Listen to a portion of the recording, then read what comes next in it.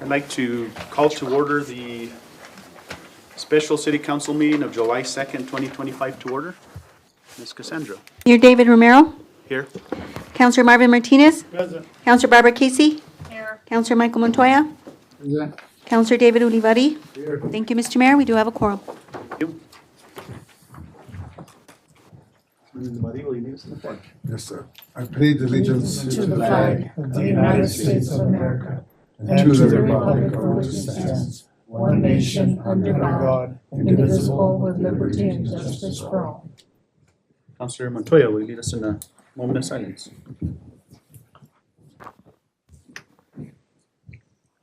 The mayor likes to catch us by surprise.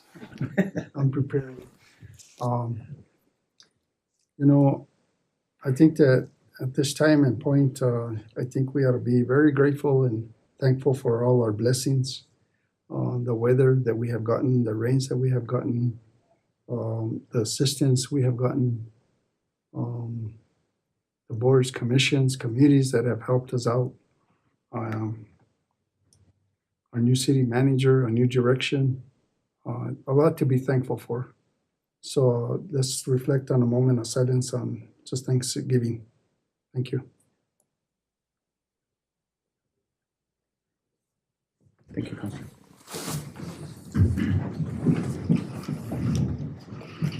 Mr. Mayor, approval of the agenda. I'll entertain a motion at this time. Mr. Mayor, I move that we approve the agenda as presented. Motion by Councilor Casey, second by Councilman Martinez. All in favor, say aye. Aye. Those opposed, same sign. The ayes have it. Thank you, Mr. Mayor. Moving on to public input. We have no public input this morning. Thank you. Moving on to the next item is approval of our minutes for June 11th, 2025. Mayor, I move approval of the minutes for June 11th, 2025. They were very, like, two little teensy mistakes. A motion by Councilor Second. Casey, second by Councilman Martinez. All in favor, say aye. Aye. Aye. Those opposed, same sign. Ayes have it. Thank you, Mr. Mayor. Moving on to our business items. Business item 1, review, discussion, and possible action regarding all sections of the City of Las Vegas Municipal Charter, including recommendations made by the Charter Commission. Mr. Mayor. So, Mr. Gino, I know we've had an opportunity to review this. So I guess one of the big questions, the recommendations was adopt right now the entirety, the way the changes were recommended by the commission, and there was going to be 3 separate questions. One was the salary, one was the 4 to 8, and then the rest of the charter. Am I correct in saying that? That's a correct summary, Mayor. 3 separate questions. It was intentional to have 3 separate questions. It's an intentional recommendation from the commission, the Charter Commission, to have 3 separate questions so that maybe those 2 issues that could get talked about the most, whether it's compensation or 4 to 8, that way they wouldn't, if one of them didn't make it, you wouldn't bring down the entirety of the edits that needed to be made to the charter, other than those issues. I just want to welcome Chairman Matt Martinez and Mr. Benito Pacheco from the Charter Commission. They're here just in case there's any questions that may arise here that, that some of the discussion that they had. With that being said, I would ask the council, maybe if you want to take those separate individual, again, 3 questions, if you guys are all right with, the compensation one, we could discuss that one. And then the 4 to 8 council members. And then as we go through this, it's probably easier, instead of going through the whole charter again, is any comments or any changes that maybe you guys, might suggest, then we, work on those ones. Is that fair? Mr. Mayor, Councilman Ulivari? thank you. I just want to say thank you to the Charter Committee. I know that the councilmen are up for a raise, so Some kind of money coming in. We work hard, very hard. We we look at the city, some of the directors don't look what we see, but we see some other things and we bring it to our attention to our city manager. And maybe the city manager goes back to our directors, but it takes a lot of work sitting here and doing what we have to do. All city, all my mayor and the councilman and you guys, and it takes a team to build something nice. Our city needs a lot of work all over. My ward needs a lot of work. But with people that we have that look at what we're looking at or we're trying to look at, it's very powerful, and it's gonna keep on being like this for a while, as long as we keep on pushing what we have to do and take care of our citizens in our city and the council. I just wanna thank you guys for everything you do and all of my directors, my city manager, my clerks, my councilmen, the attorneys, anybody that's involved. Thank you. Thank you, man. So councilors, would that be, maybe we go one question at a time and we'll maybe have the discussion, the first one, for Councilman to 8, that question? Yeah, they're numbered there, 1, 2, 3. They should go 1, 2, 3 Okay. down the road and define each one and dissect them and then do we make our recommendations or do we decide on as a group on each one as we go along or at the end? On the compensation questions? 1, 2, 3 items. On the 3 items that we're going to be discussing. And then the pages aren't numbered, he's talking about these ones. Yeah, okay. The 3 items that the attorney Okay. described. Well, we can go through the first one. Yeah, but we'll go 1, 2, 3, but do we put in our input and our recommendations at that time? Yeah. Right away, and Yeah. then, Yeah, that way we get them done one at a time. and then approve or disapprove right there, and then we move on? Yes, that's my suggestion, I don't know, yeah. That's a good suggestion. Just so we have some kind of a process and not wait till the end. Yeah. Thank you, Mr. Mayor. So with that, any discussion on number 1? Would you describe number 1? I'm actually trying to pull up my copy of the agenda so I get the order correct. So if you'll give me 1 second, I'm sorry. Mr. Mayor, Gino, the first one is approval of administrative language and law changes in municipal charter. Okay. Thank you, Madam Clerk. That's the thickest part of your packet, so we'll start there. These administrative changes are sort of exactly that. They're updating, improving the charter, making it comply with revisions in state statute, state law regarding municipalities. Also, it's improving some practices that after the last charter changes, there were attempts at new practices. Some of them worked, some of them didn't.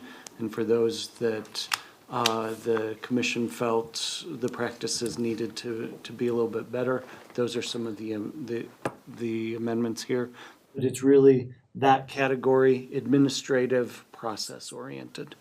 So that starts with Article 2. There is a rhyme and reason to the ordering of the questions and why administrative would be question number 1. Because that would be put in place first. If it were to pass, it goes in place first. So you'll see in section 2.01 that there was something tried that was found not to be legal, comply with state law, where the charter last time around made it 5 counselors, 4 districted, 1 at large. That was not found to comply with state law requirements regarding municipal representation. Once you get to districted, everybody's got to be districted. And so you can't have that 1 at large out there. So the first correction is from 5 to 4. And that's obviously 5 to 4 counselors. That's obviously what you've been operating under because you're in compliance with law. Your charter just needs to be updated to reflect that. And that is, again, administratively, get the compliance in place is question number one, which would be put in the records first. And then we'll talk about question two and three, where it alters that. So that's the first correction in 2.01. So, you know, real quick, nothing in this document changed from the last time that we met, am I correct? You are correct. Nothing's changed, Okay. so I don't necessarily need to go paragraph by Yeah. paragraph. So counselors, I guess, you know, the discussion here would be, I know you've all had an opportunity, you know, since the last time we met, and then, you know, again, when you received this packet, is there anything within the charter that, you know, you might not agree with, or that you might recommend changes? And I think that'd probably be easier for us to move along and get this. Counselors?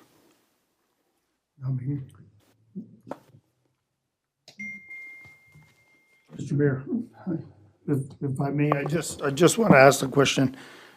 We adopt this revision on the charter, and in the course of a year or whatever time frame that we have, you know, to make changes to the charter again, is there any opportunity for any language on this charter to be changed, readopted, moved, anything between now and, let's say, a year, 2 years? Mayor, Councilor Martinez, that's a really good question about process. So per your charter, you are to review, and I'm going off the top of my head, Mr. Chair, every 5 years. It's required to be reviewed every 5 years. Let's layer on top of that the new municipal election code that only allows for charter questions at your general elections, which are November of each odd year. Right. So if this gets voted on this November and new changes go in place, the next opportunity to vote on a change to the charter would be 2 years from now. It would be the election of 2027. Okay. You can call a commission in the in-between to study it, recommend changes, but it won't get on the ballot again until 2027. That's only for the 3 questions, correct? Or the For- entire? for the entirety of charter? it. Okay. Yeah, Document, okay. that's right. I got it.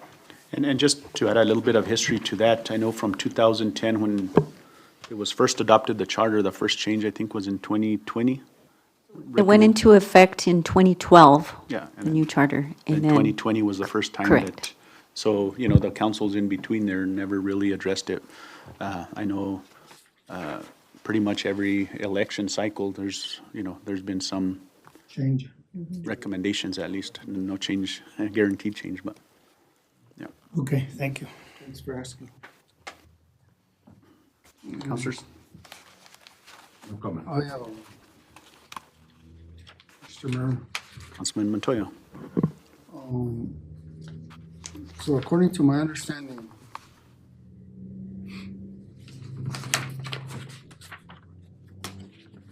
and I was just reading and I lost it, but mayor and council will still be responsible for the appointments of our city manager, city attorney, city clerk, police chief. Mayor, Counselor, These recommendations. as a general rule, yes, that is correct. I'm looking for, I believe it's Article 5. It's under power and duties, 302, section. It's there also, and then the process of how you do that is later.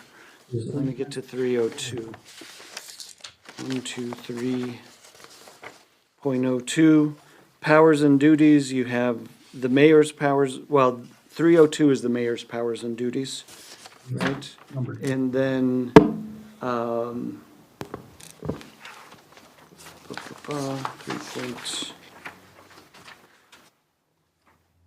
Be the chief executive officer, appoint, remove, subject to the approval of the council, city manager, city attorney, city clerk, chief of police, and members of boards, commissions, and advisory committees. All is provided more specifically, which is down in 5, I believe. But that language remains the same. There was no recommended change to I'm making a recommendation. I would like to include fire chief on there. The reasoning is because it's a safety issue for our community, and I think the mayor and council ought to hear, like from the police chief, when there's any situations that involve public safety for our community. I mean, we get informed immediately, and we move forward on decision-making. The same thing, I feel the same thing with the fire chief. I think that it's a fire safety issue for our community, and I think that that position should go back to being what it was years ago under mayor and council. And that position should report to mayor and council, just the same thing as the chief does, chief of police. And that's a recommendation that I have, and I don't know how you guys all want to act with that one. Mr. Mayor, Counselor Casey? Mr. Attorney, I believe I read that someplace in the municipal code, the state municipal code, that it was only those 4 persons that are supposed to be appointed by the charter, that should be included in the charter as being appointed by the mayor and, voted on by the council. And that's what we have right now. It did not include fire chief.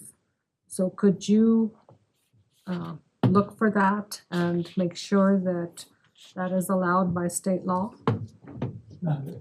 Mayor, Counselor, there are a few questions in there, so I'll try and build them out a bit. The municipal code is good and strong guidance for charter cities, although charter municipalities get to add to it. And the commission did study this question. This question was raised during the commission meeting process, and it was considered and debated and also researched. So although those cities that rely on the code and follow only the code because they're not charter, they only have police chief in that regard. Charter municipalities do have the opportunity to add it. But again, there was dialogue. There was also research to see how prevalent that was throughout the state with charter entities. And I believe what the research showed was the great majority did not have the police chief subject to that. I'll also let you know there are charter municipalities that didn't, I said police chief, I meant fire chief. Yeah, I meant fire chief. But I was getting ahead of myself. So the great majority did not have fire chief subject to governing body approval. Also, we, just as an aside, several charter municipalities did not have the police chief subject to governing body consideration and approval. So it can go both ways. It can be as it is in the charter. You have the opportunity to add the police chief, the fire chief, excuse me. You have the opportunity not to. You have the opportunity to remove the police chief from that process and make that an appointment of the city manager. Having considered all of that, though, the Charter Commission did not make a recommendation of adding fire chief. Thank you. Mr. Mayor. And I understand the discussion that took place in the law, but, at one point or another, this city of Las Vegas did have the fire chief under mayor and council. And moving forward to the new ambulance service, I think it's even more important that mayor and council get firsthand information from the fire chief. And I understand, governing bodies come and go, but you know, maybe at one point or another, there was a mayor or a city manager that wanted to handpick their fire chief. I don't know. And maybe that's the reason why it's under the city manager's control now. But I think that it's sensitive enough of a position that, I mean, mayor and council should learn firsthand of any public safety, whether it's fire hydrants, building inspections, whether it's disasters, whether it's ambulance, whether it's, you know, whatever the situation might be. I think that mayor and council should be informed immediately of the situation, of the matter, and so we can move forward and not get secondhand or wait, you know, a week later to find out what happened. So that, I think that's pretty much the way I feel about that position. So, I mean, it's up to mayor and council, because we are a self-governing body. That's why we're still a charter within ourselves, that we decide what goes on the ballot and what doesn't. Mr. Mayor? Councilman. Just for clarification on that, so that means that the mayor, am I correct in saying this, the mayor would go ahead and appoint that position like he would appoint police chief, and they would still be under the direction of our city manager? Am I saying this correct? Mr. Mayor? Just for clarification. Yeah, it would be like the other four positions. The mayor recommends two names to council, and we select from those two names. They still work hand in hand with the city manager, but ultimately, we do a contract with them, and that contract is the same thing as the clerk and the attorney and the police chief and so forth. Okay, and I just want to go back and check something that you just mentioned there. Will the mayor have to give two names, or is it just the one now? It's two names on the charter. No, that's the old charter, I think. This is the same, it's still on the same one. It's still on the same. My, So I guess that's where I say, That's one of the edits that's proposed. Yeah. Okay. Is to remove the two and go with just the one recommendation? and go with the one recommendation. Okay, I just want to, I don't want to mix everything up. I just, let's sort it out correctly and so you have that recommendation, Counselor? What other? The other recommendation, somewhere in here, I read that, I guess, I don't know, you correct me if I'm wrong. The city manager is responsible for all hiring and firing of all directors? Correct. And it no longer comes to mayor and council? That is correct. Yes, yeah, and that is something that I disagree with, that I think this governing body should also decide on. Because the thing is that if a mayor comes in, and nothing personal here to anybody in particular here in this board. I mean, I'm just saying, in the future, whatever mayor comes in or doesn't come in, or in the past, all I'm saying is, if a mayor comes in and he hires his own city manager, who he wants, and then the city manager gets to hire all the directors, I mean, mayor and council don't have a check and balance. And I think that if the manager brings those names forward to us, at least we have a say-so as to the direction of the city. Otherwise, council would have no authority at all. Because as it is right now, all hirees and directors and hirees and firees will come back to mayor and council. At the recommendation of the city manager, of course, because the city manager runs the day-to-day operations. And that's the reins that I don't think any governing body should let go of. Counselors, any discussion on that topic? I agree with Councilor Montoya on that.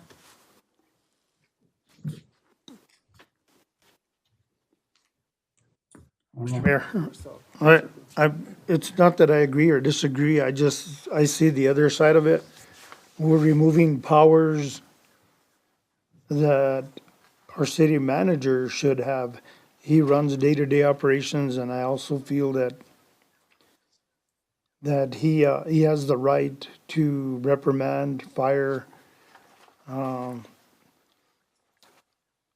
I don't know if there's an exact process for it, but what I'm trying to say is, if you've got somebody that needs to be removed, terminated from their position as a director, and that individual has a lot of years of service with the city, but if there's wrongdoing that has been taking place and the city manager recommends that, what would the process be to get that information out to mayor and council? I mean, at this point, city manager would make the call, right? So as it currently stands in the charter currently, if a city manager wants to remove a director, he has to present that to the governing body. And, that's current. and Yeah, currently they, recommended yeah, changes. if the council goes ahead and approves it, then they're basically dismissed. If they don't, I think we came across that at one point, then they stay on, yeah. And Mr. Mayor, I think the record has shown that in the last 4 years, every recommendation that has come forth from the city manager, I don't think there's been anybody here in opposition of that recommendation. I don't know. But, I mean, you don't just leave it to one person to decide on who stays and who goes. You know, and this is a team effort, and I consider our city manager part of our team. Of course, he's in the middle between the employees and directors and us, but he's the key to success for council and for the city and for the employees.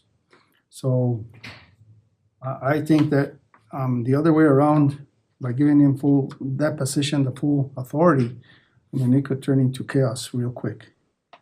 And this shows more stability. You got 5 people thinking instead of 1. 5 brains are better off than 1. So I stick, and if we can move on making a decision on the fire chief and on the city managers on this one. So I'm just thinking because it seems like the directors is, I would say that prior to the charter commission being assembled, I was in favor of allowing the city manager, that full authority. But I think we've encountered, it's interesting how things work, right? And then now you're saying, hey, well, you know what, maybe we do need that checks and balances. But I'm just thinking, I like, my brain's always working, and maybe this item on the directors is something that we don't put in the charter, but we may put it in the language that we adopt by ordinance. And the reason why I say that, because, to get something like this passed on a charter, you might have to wait 4 years, and just depending, I mean, at the end of the day, we do have checks and balances, and that's that gentleman right there, where if he's not, following the direction of the governing body, well, there's that checks and balances. But I don't know, I mean, is that possible too, where we could just change that language to where directors' removal can be set by ordinance maybe?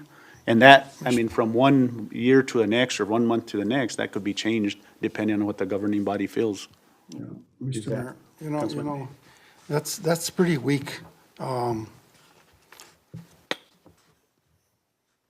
That's, I don't know, to me, that's pretty weak and wishy-washy, because on an ordinance like that, anybody can change it from one day to the next. It depends on how you feel or what your mood you're in. It wouldn't work for me, because one day you have one system, another day you have another system in place. It's more better to have it in stone, and that's the way it is. And there's nothing wrong with it. It's a check and balance. That's all it is.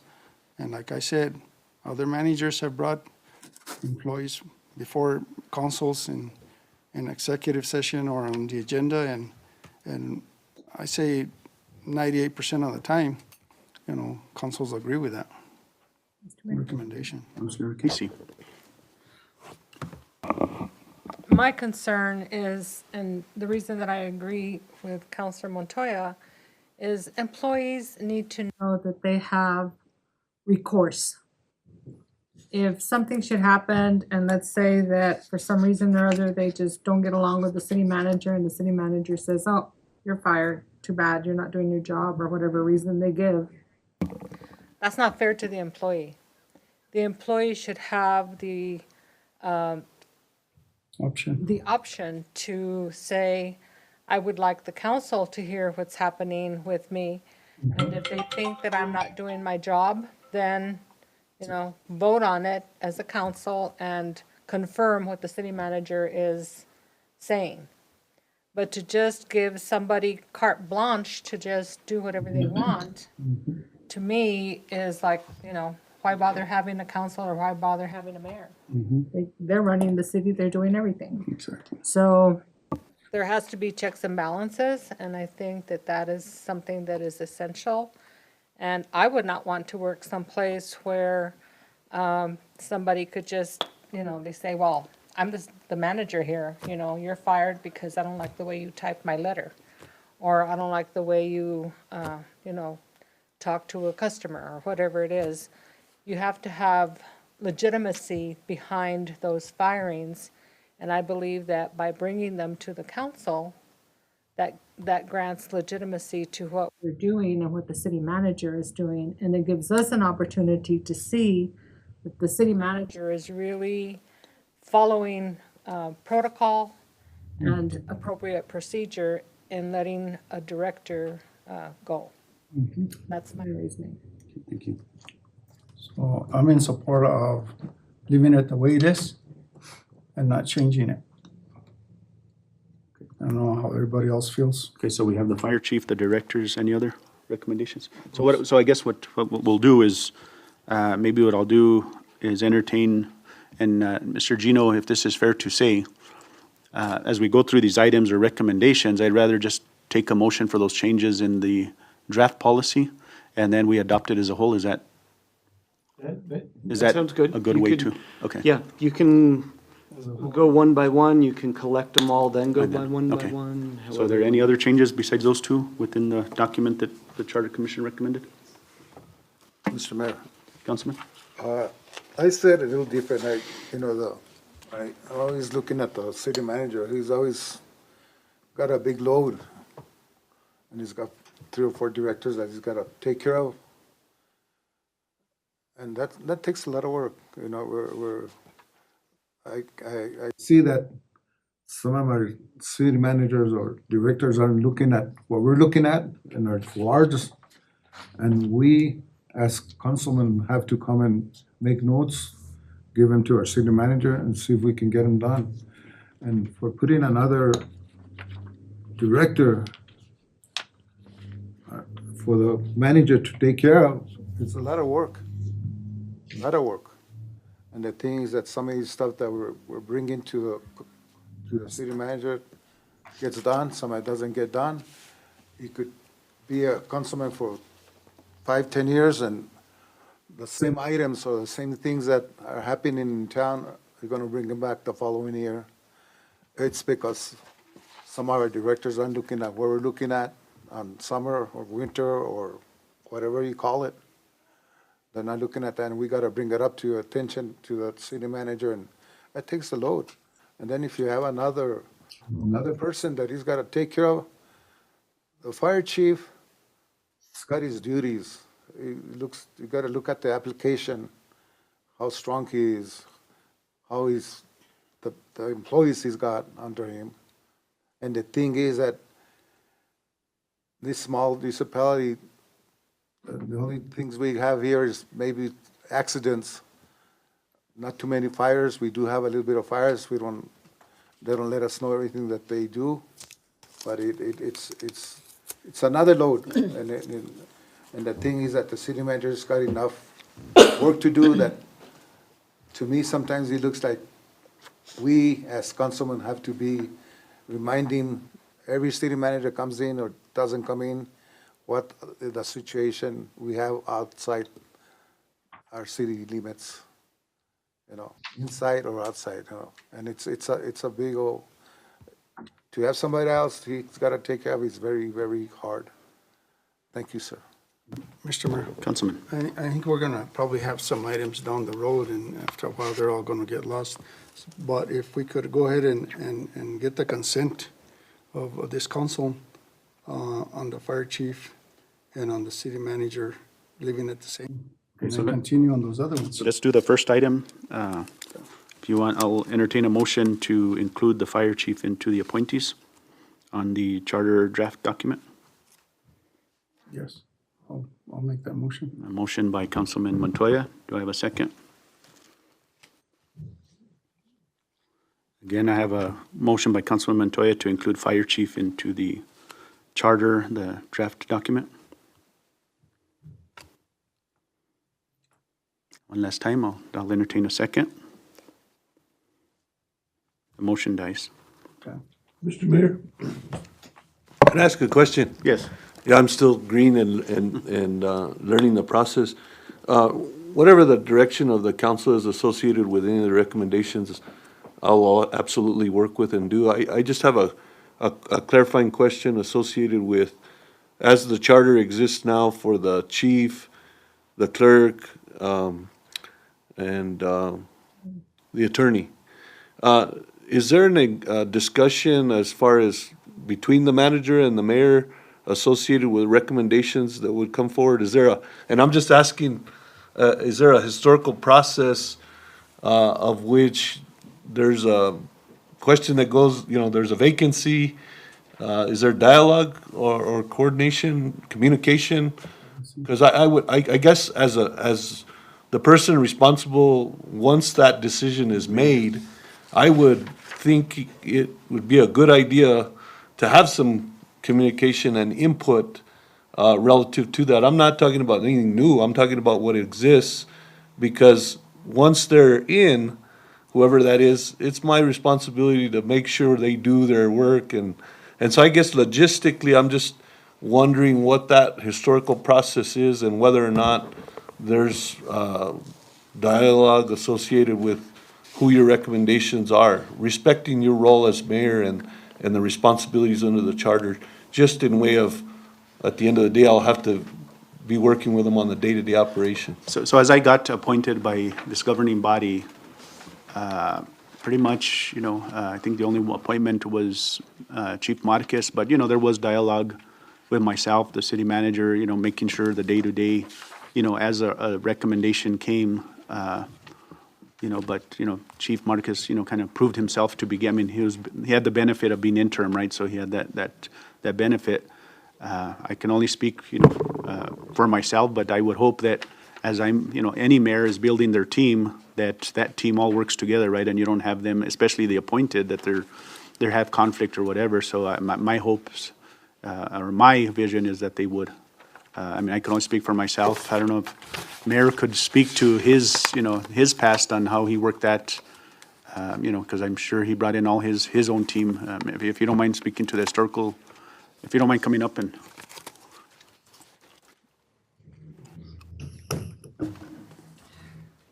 Thank you, Mr. Mayor and members of council and staff. I almost feel like I'm talking about the 1800s because we used to have the organizational meeting and everything would be appointed at that time. There was dialogue, amongst the manager or the proposed manager and the mayor, but ultimately the governing body would appoint the officers. And that's pretty much what you guys are looking at right now is what's considered the officers. The only thing that's changed is we no longer have the capacity, in most cases, to just hire under contract an attorney. So that's why it's sort of vague now, because we are hiring firms now that may have more specialties, under their umbrella than us having an attorney that can do it all. So that's about the only change that I see. I understand where Robert's coming from, because he wants to know, what's the plan right now, especially since I'm getting into this ride and it's already moving. what's the, what do we do going forward? But ultimately, I think it should be the responsibility of mayor and council to make those appointments of the officers. Now, and I have a question too, if I may, Mr. Mayor, to Gino. Gino, I think when we talked about this at the commission level, I think we were only really talking about firing, the city manager firing the director. But I don't remember us talking about the hiring of the director. But am I thinking that was the only thing we talked about? There are edits, it's in Article 5, and I'll, So let me, I just so we finished with this one, because I know we didn't finish. So I had a first, and I'll call for the third time. It died. Okay. So go ahead, we'll talk to this next item. So if I may, Mayor, I'll read the paragraph language that changed. And we're in Article 5, Section 5.07, Departments. And in 5.07, we're talking about changes, recommended changes to 5.07C and 5.07D. And the recommended changes, I'll read the existing language and then the proposed language. Existing language states the city manager shall appoint department directors subject to approval by the governing body. Okay, so city manager shall appoint the department, well, we're talking department directors, not officers, department directors.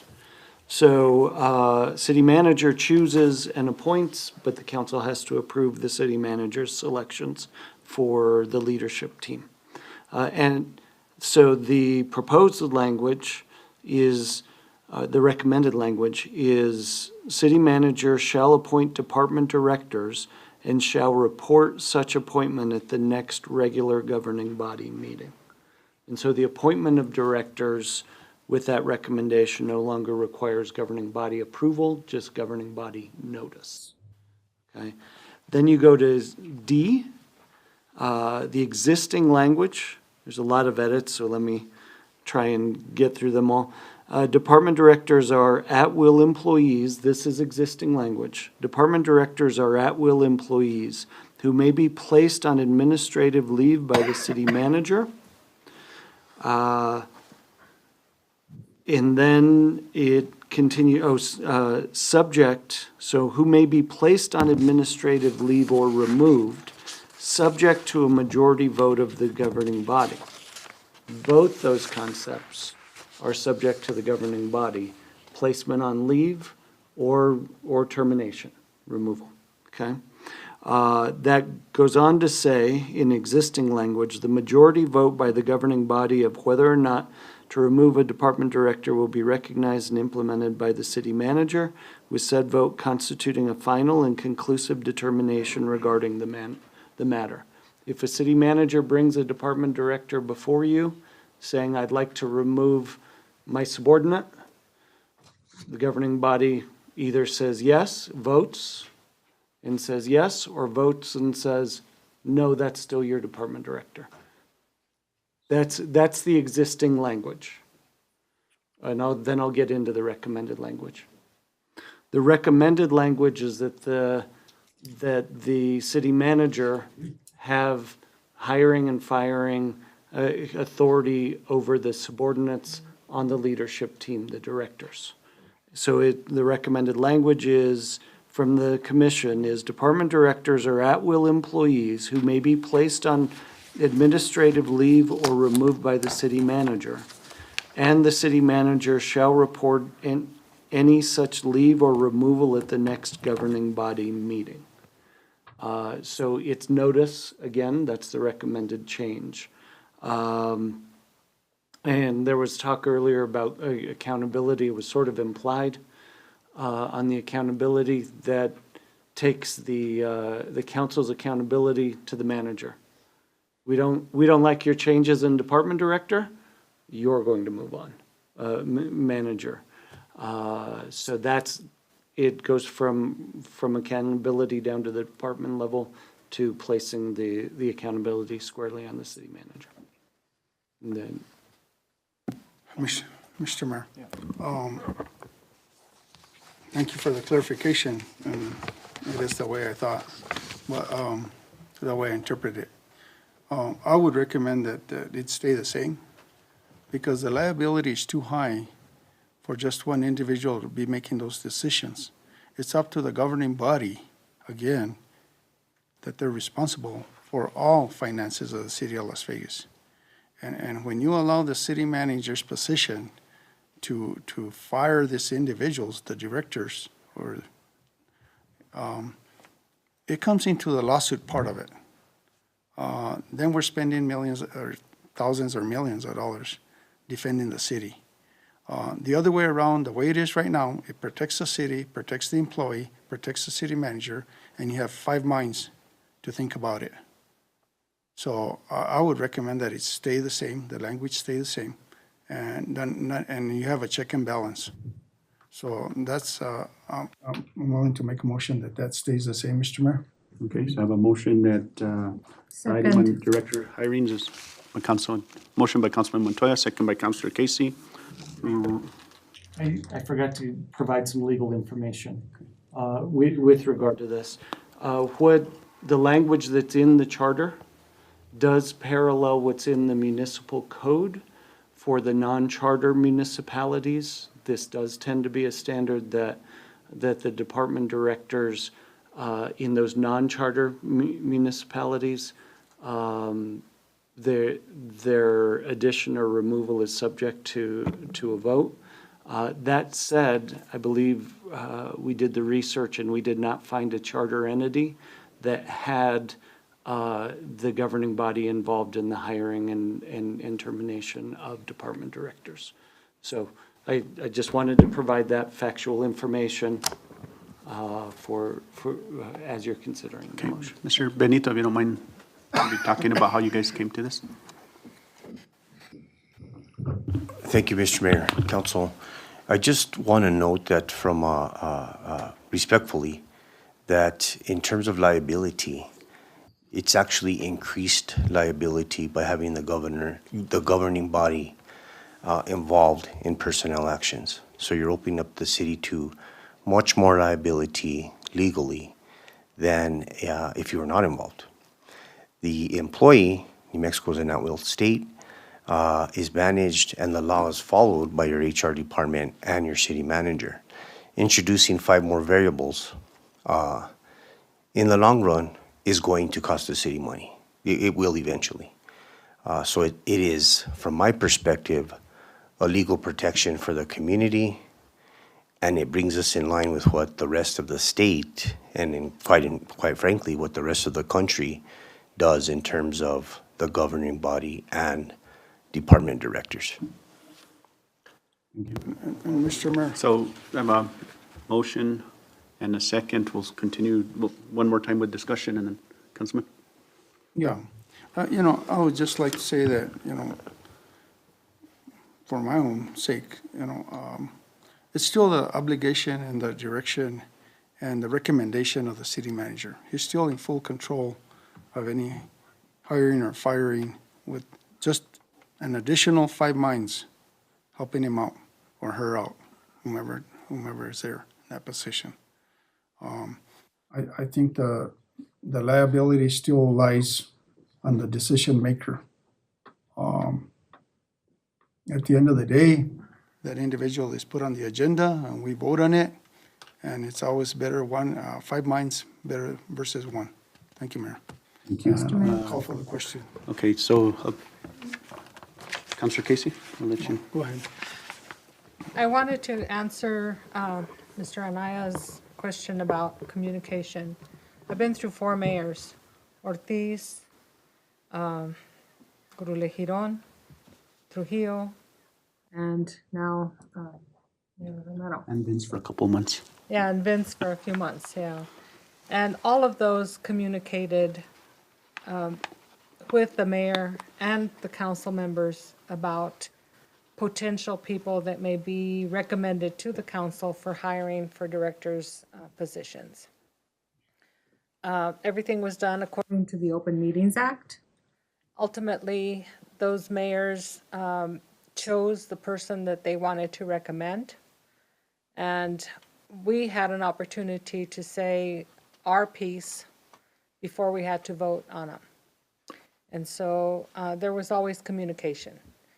And people that had been mayor or on the council for a longer time than I did had more experience in working with certain people in the community and had better knowledge about some of the recommendations that those mayors were making. So there was that. In terms of the language on the city manager firing and hiring, just telling us, oh, I fired so-and-so. I really feel very strongly about this. And I really feel that we need to have something that the employees can say, wait a minute, I didn't do anything wrong here. Why am I being fired? And have an opportunity to speak. That has not happened of late, let me put it that way. Also, just because other municipalities do something doesn't mean that we have to do it too. It's like monkey see, monkey do. We don't need to do that. We are our own community. We know our people. We know what the needs are. And I believe very strongly that, what we are doing currently is working well. I have not seen anybody, stray from that requirement right now. And I would like to keep it that way because it's working. And so I would not like to see it changed. And therefore, I support Councilor Montoya's motion. Thank you, Mr. Mayor. Call for the question, Mr. Mayor. Okay, roll call. Counselor Martinez? Yes. Counselor Casey? Yes. Counselor Montoya? Yes. Counselor Olivari? Yes. I have a motion by Counselor Montoya, a second by Counselor Casey. Thank you, Mr. Mayor. Motion carries. Mr. Mayor, Those two items. Any other no, recommendations? yeah, no. Mr. City Attorney, what other big change did you see on this item number 1 that we should be aware of? Sure. If you give me 1 second to make my notes on the last okay. motion.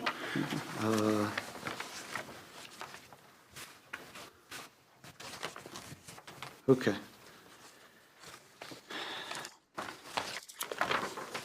As far as major changes, I would just say this was a good examination and comparison with state law and state law changes, with election code changes. There were a lot of changes to the elections section, which really just incorporated state law. It makes it a lot easier that you're now in a November state, county-run election than in a March city-run election. It dictates the deadlines, all of those things.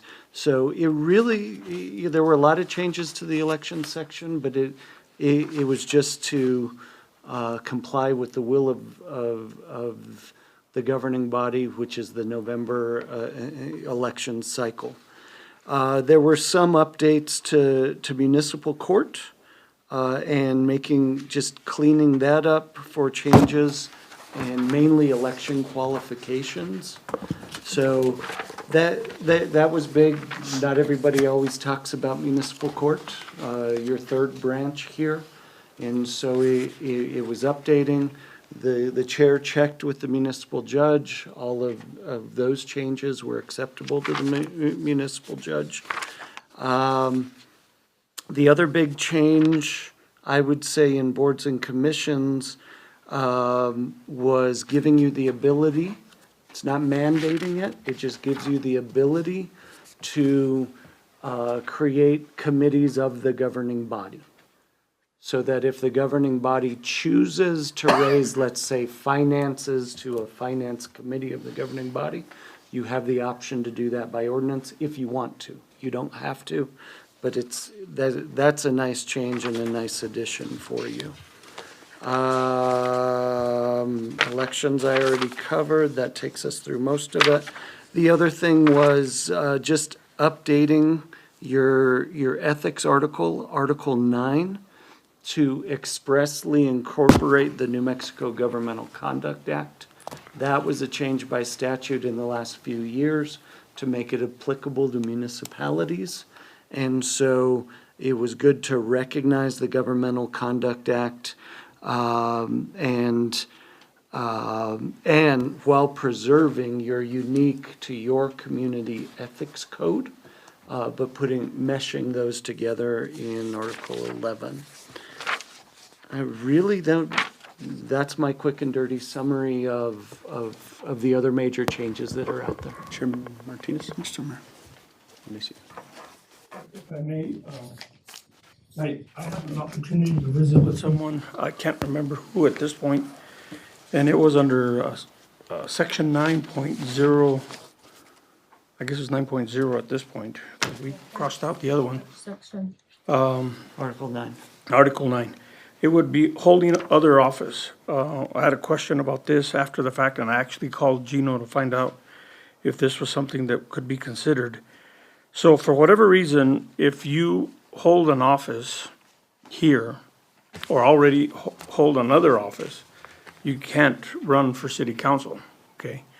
And I asked Gino, can you tell me a little bit about the details? And I think what it boiled down to is, the office that was more of a concern was a partisan office.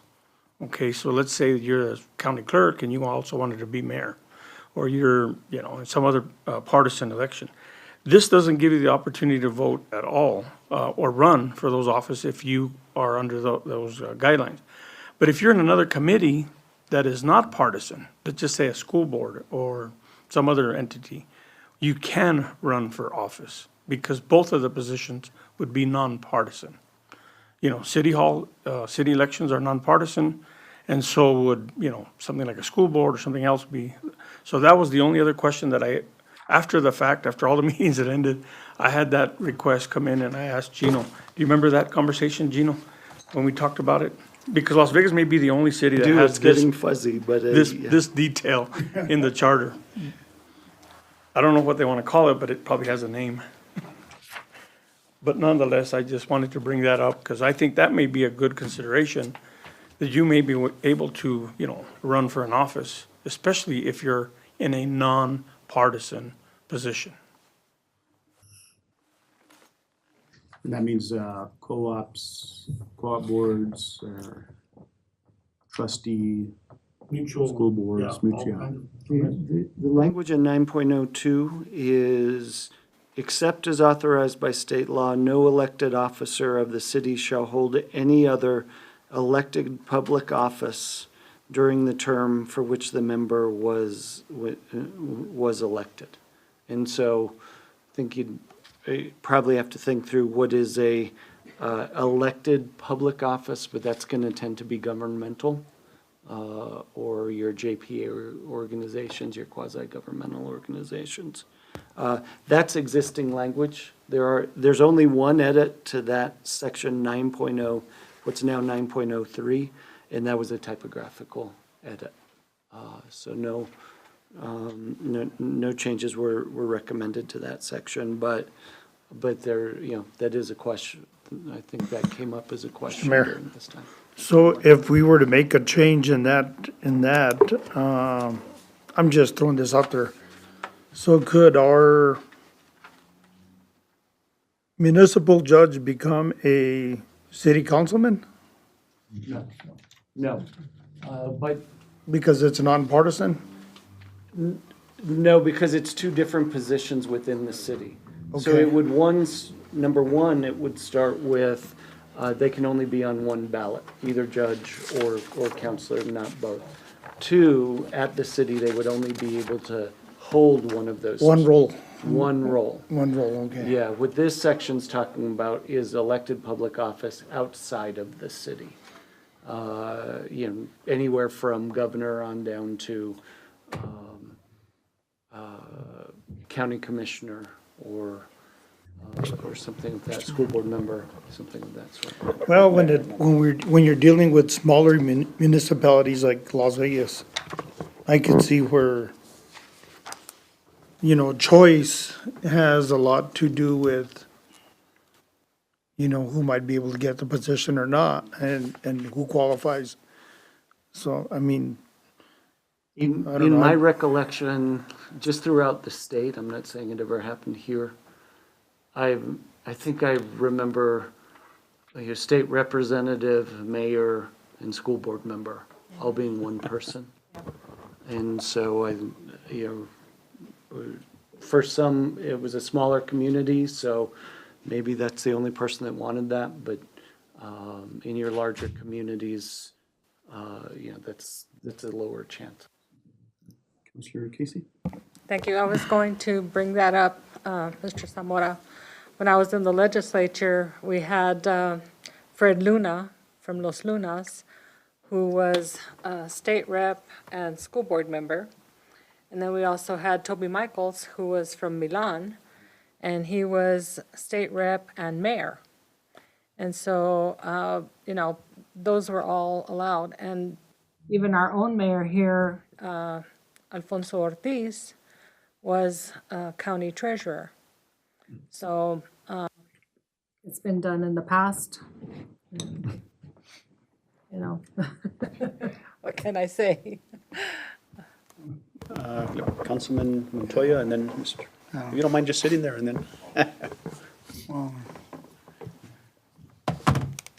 To me, all that is conflict of interest, but either way, my question is going back, Mr. Zamora, to section 405, temporary absence and vacancy in office of the judge.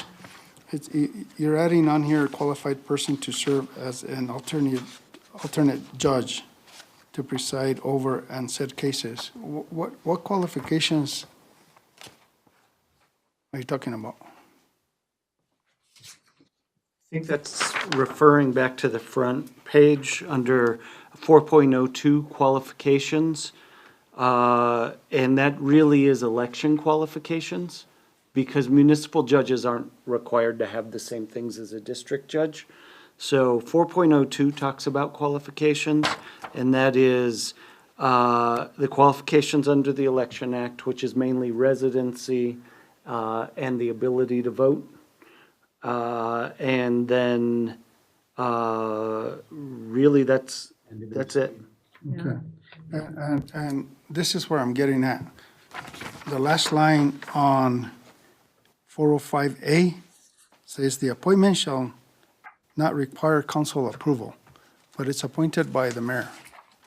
And if there's no qualifications, pretty much he can appoint anybody as judge, right? This is very limited in 4.05A when a judge has been recused.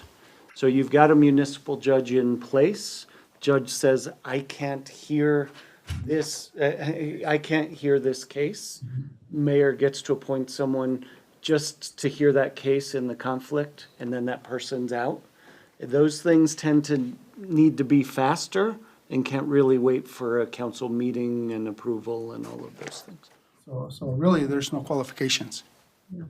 Being a qualified elector mainly is the main Okay. So qualification. that maybe you should say qualified elector instead, because there's no really qualifications for that position So at that time. if you see and this was the recommendation of the commission based on my legal research and my edits. It used to say, be a qualified elector of the city of Las Vegas, reside within the city limits, be a registered voter within the city limits no later than 90 days prior to the election. Because of the new Election Act, they redefine all of the qualifications in 122(3)B. And what we tried to do with all the election stuff was send people to the statute, because every year the legislature looks at those statutes and those qualifications may change. So we didn't say qualified elector because that could change, even that language. So we say meet the qualifications required by 122(3)B. And then, Which is pertaining just to the election process. which is, qualifications of the person It- individually for They- that position. That is right. That is right. The only thing that's in there on municipal judges is that, Now, that you're able to stand for election. now, my second question on this item is, why remove the 90-day period? Because that doesn't comply with the state election code that you now follow. There are other periods in the election code as to when you are, what your residency requirement is. And we don't get to waive that. So we reference the statute, and the statute addresses how long you have to be a resident to be qualified for that. No. I don't recall off the top of my head. I do want to say it's somewhere in the January timeframe prior to an election. There is a date under the election code specific that says you must be a resident at that point. So that 1-22-3B, doesn't it not say that you have to be a registered voter in that county? I'm opening it right now, so I Okay. can read it back to you. Because if that's the case, what's going to happen is, I mean, you can bring a judge from anywhere then in New Mexico. No. This is a city election. It's Exactly. a city election, so no, they've got to be within the city boundaries.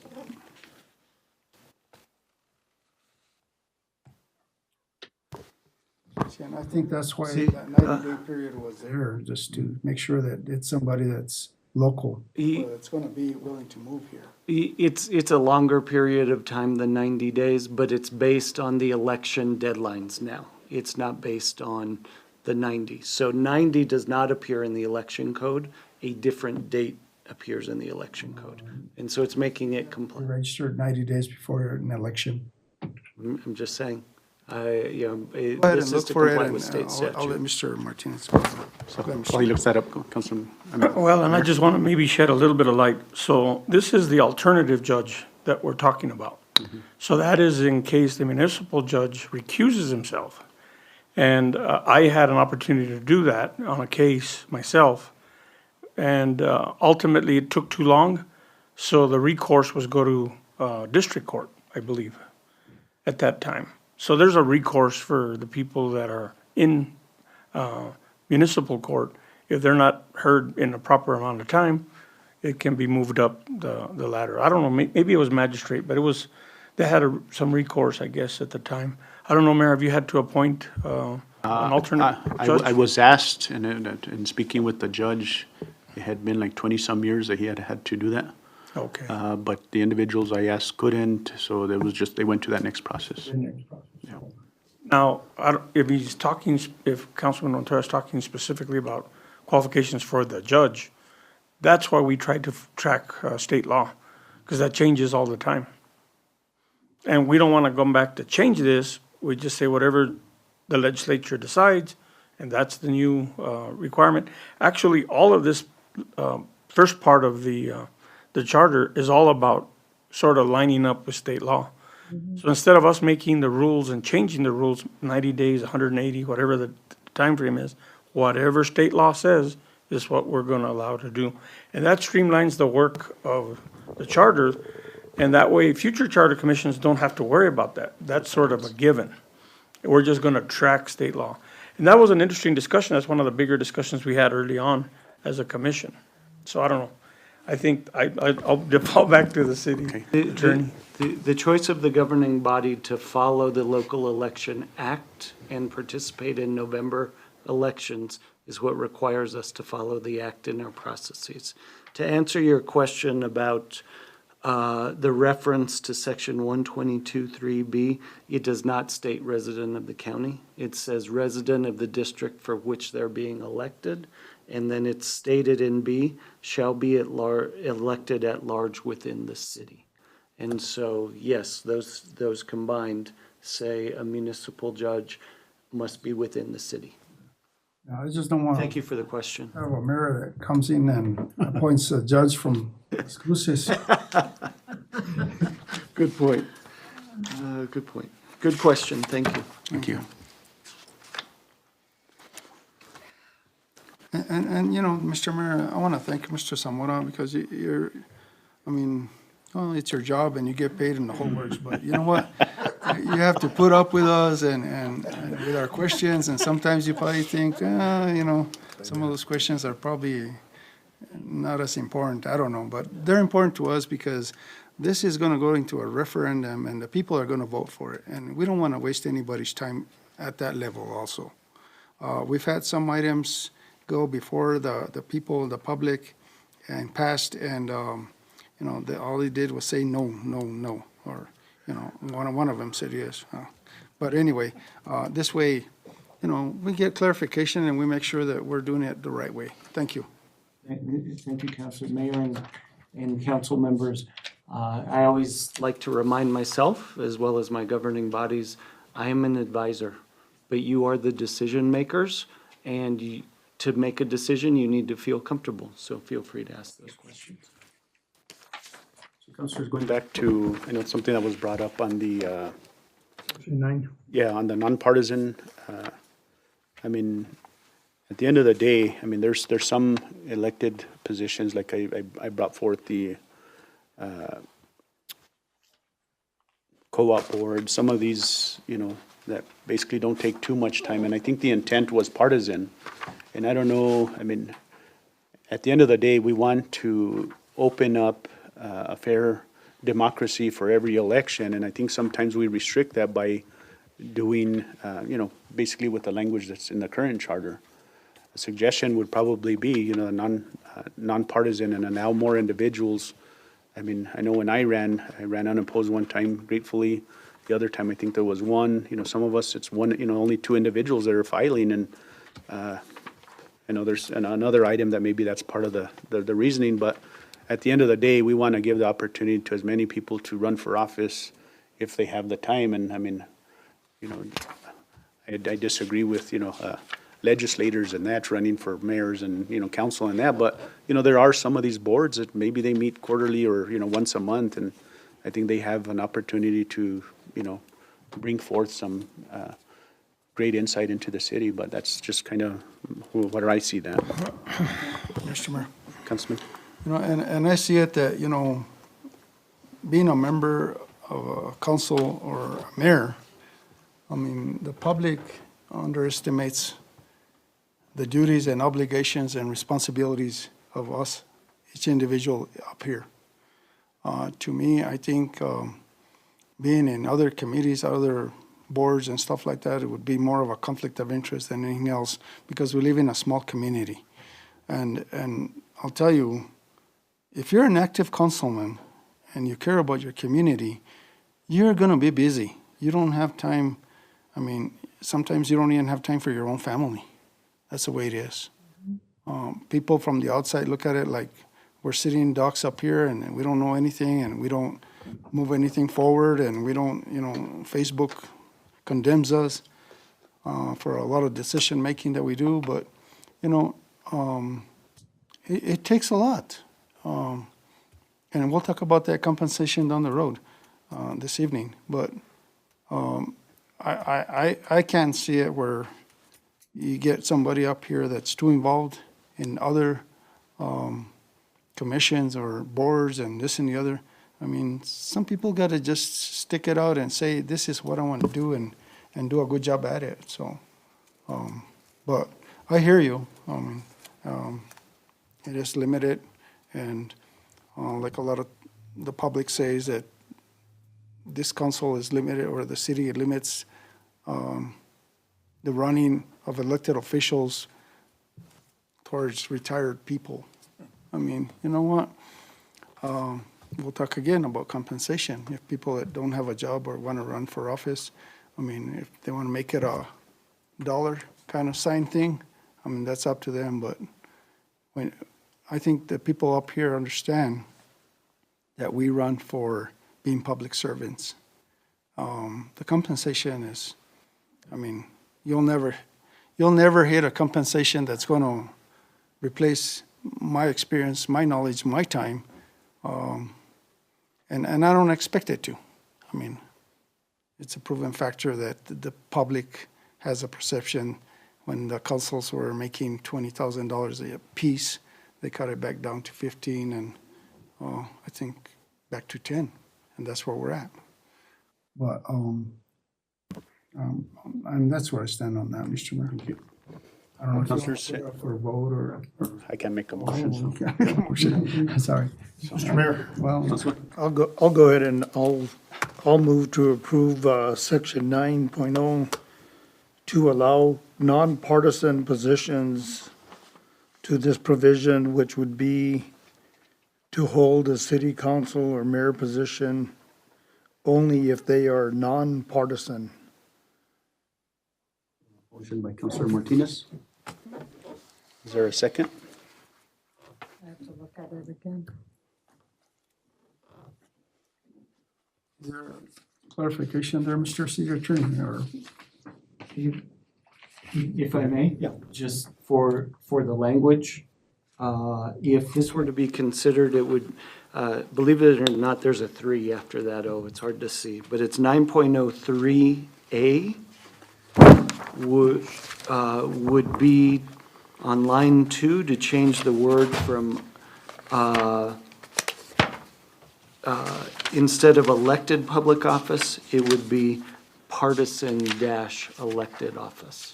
That would accomplish what Councilor Martinez was describing. If you just change the word to read, I'll read the full sentence. Except as authorized by state law, no elected officer of the city shall hold any other partisan-elected public office during the term for which the member was elected. That would achieve the same thing. And it's just the addition of the word partisan with the dash. So that's the language you're comfortable with on your motion? Yes, I'm comfortable with that language. Mr. Mayor. So is, Mr. Martinez, is that your recommendation?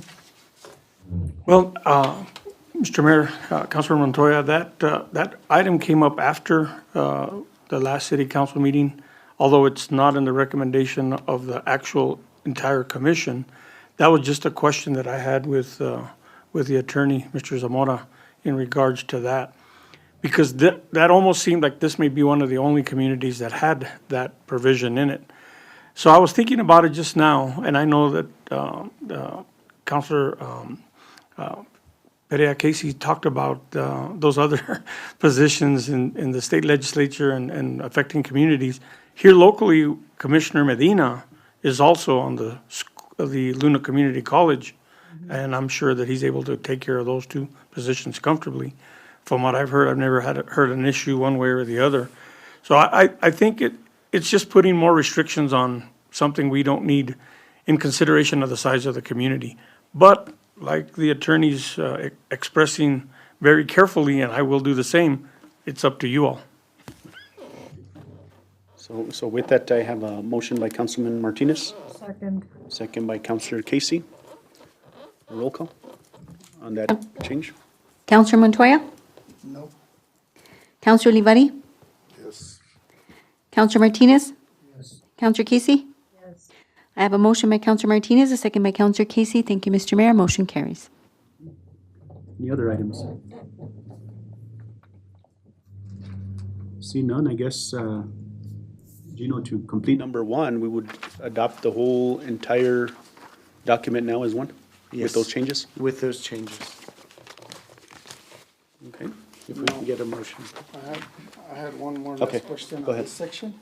Okay. Mr. Zamora, on all this, does this give the mayor any other authority other than what he already has? To your, not the mayor, the mayor's position. Sure. The mayor already has enough power. There's no secrets, I promise. If, There's no hidden pages. you, Mayor, Councilor, if you recall, during the joint meeting back in the March timeframe, March-April timeframe, there was the question to the governing body as to whether the mayor's authority should change regarding making motions, regarding voting on all items. And so the short answer to that is the feedback from the governing body said, no, the mayor's role should stay the same. Now, that said, once we got that information back, number one, there was no change to the mayor's authority, but there was some language that was confusing about when the mayor, because it said a majority vote of the governing body sometimes, and the mayor is clearly a member of the governing body. So it got really confusing. Does the mayor vote? Does the mayor not vote?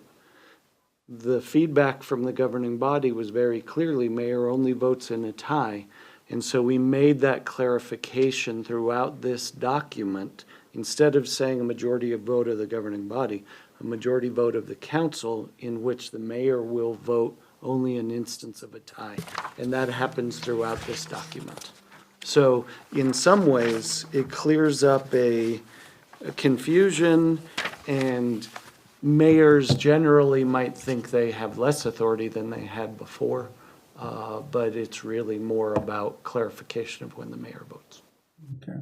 And I think that's why our forefathers made this a living document that had to be reviewed every 5 years because of the language and the law that changes. And, well, like us, we abstained to the November election to make it easier for everyone and get people to participate more, and also so that we won't have to pay $3,000 for every election. Right. Actually, it was 3,000, right? Yeah. That is a good reminder. Back when I gave the background on the election cycles, now that you're on the November elections and you have to comply with the election code, the special elections do not include elections for charter changes or for filling of vacancies. So that can only happen on the 2-year period. So we had to make some updates with regard to all of that. Okay. So, Mr. Mayor, Mr. City Attorney, so right now, on item number 1, how is this going to go to the voters, and how is it going to be put on the agenda or on the ballot? Sure. To make it easy for people to understand and to know what we're doing. Mayor, Councilor, I'm also going to rely on the expertise of the city clerk, who's done this for City of Las Vegas in the past. What I'll say broadly, and then she can get into much more in detail, is that it becomes, this will get formatted into an election resolution that will come back to you, be approved, and then that gets sent to the county clerk to be put on the ballot. And I'll be working with the clerk to generate that. In addition, there was a lot of talk at the Charter Commission meeting about really a need to have either open houses or town halls to present it to the community. I think their recommendation was one in each council district, to be able to say, here we are, let's put it up on the wall, let's look at what the changes are, and understand it. Okay, thank you. I appreciate that. Yeah. With that, Mr. Mayor, I'll go ahead and move that we approve of the administrative language and laws changed in the municipal charter, with the final draft coming back to mayor and council for final approval, for final vote? Yes, the final resolution coming back. Yes. A motion by Councilman Montoya. Do I have a second? Second by Councilman Ulivari. Roll call. Counselor Casey? Yes. Counselor Martinez? Counselor Montoya? Yes. Counselor Olivari? I have a motion by Counselor Montoya, second by Counselor Olivari. Thank you, Mr. Mayor. Motion carries. Councilors number 2. Ms. Cassandra. Number 2 is approval to go from 4 council members to 8 council members. Councilors, I don't know if there's much debate on that one. It's one or the other, so. I'll start it off. You know what, Mr. Mayor, on council, city attorney, Mr. Manager, clerk, I served under an 8-member council. And this issue can go either way.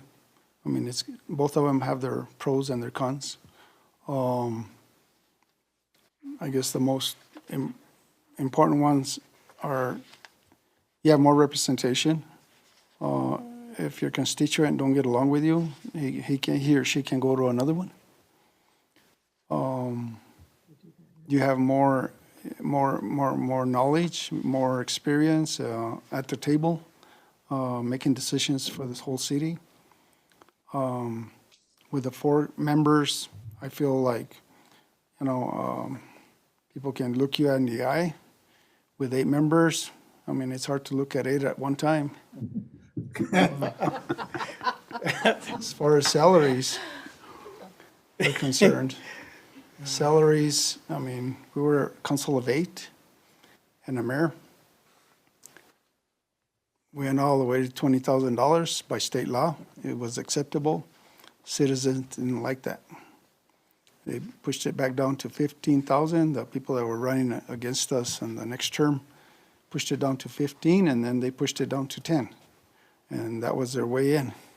And none of them are here, and none of them looked back after 4 years. But that's history. I think 4 is accountability, and I think you can't hide. I mean, 8, it's hard to find 8 councilmen at one time, except in a meeting. For me, 4 works fine. I mean, when they wanted to bring it from 8 to 4, I was with whatever. So right now, whatever the public wants, if they want to vote, if we give them the option to keep 4 or go to 8, I mean, let them decide. I have no objections to any of it. Thank you, Mr. Mayor. Councilors? Councilor Casey? My only concern was the cost. We would have to remodel the chambers and pay more money out for insurance for the counselors that wish to take that. Salaries would be higher. I don't know what they will actually end up at. But I think it's a big expense. So, like Councilor Montoya said, it really is up to the voters. But I guess deep down inside, I'm hoping that they don't change to 8. Because it's like the saying, it's trying to herd cats, you try to get everybody together to work on something. It's more difficult when you have more people to try to convince about an issue or even reach out to the community. It makes it difficult because you have too many different opinions that are possible from the council members when you have 8. So you might have even the other counselor in the same ward may not agree with what is, an issue that comes up. And then you have opposing council people talking to the community, and it'll create, in my opinion, conflict. This way, we get to vote in public, we get to, I can call Councilor Martinez and say, Marvin, are you sure you want to do that? How is it going to affect your ward or whatever? Or election. Or election, yeah. Do you really want to get elected again? No. And those are the kinds of things that I think it just makes it more complicated and more difficult to manage for the city manager, for the city clerk, extra work, extra paper. Oh my goodness, I've gotten reams and reams of paper that it's going to cost a lot more. And that's my concern. We need to do everything we can to make sure that the money is spent responsibly. And I don't know if that'll happen, but like Councilor Montoya says, it's up to the people. So, thank you, Mr. Mayor. Martinez. Mr. Mayor, I just wanted to point out, all those are good points that, both councilors have made, and I think the real thing behind this is in an absence, if we get sick, if we're not able to attend meetings, regularly, and it puts maybe one mayor and maybe even actually even two counselors that may show up at that time. And it gives them the ability to make a decision without those people being here present. And I understand both sides of it, and I mean, God willing that we can always, support being here naturally, but we don't have any say in health when it comes to health. And it could be, Counselor Ulibarri was out for a short time that he was down with his illness. And I know that Counselor Casey I never is. missed a council meeting though. No, I know, but you weren't able to be here present. But I You were was present by Zoom, by yes. Zoom. I Correct, was and that is present. permissible, and I understand. But I wouldn't want for there not to be enough counsel to make a decision moving forward. And I think that's one of the proposed changes, or reasons for that change to be present on this document today. Did you have anything on that or No problem. Did you have something, background to this? Mr. Mayor, members of council, here I am again. But nonetheless, that was an item that the commission voted unanimously for, to consider going to the 8. Now, let me give you a little background on myself, being both on city council. I came into city council with 8 councilors representing Ward 4. A few years later, I became mayor, and there were still 8 city councilors. And I'll tell you, and I'm listening to everything that you're talking about, and it's interesting to hear, what's changed from the 8 to now we have the 4. Well, I can tell you as a mayor, and I'm in the same position as you are, Mayor, today, that you don't vote until you have to in cases of a tie.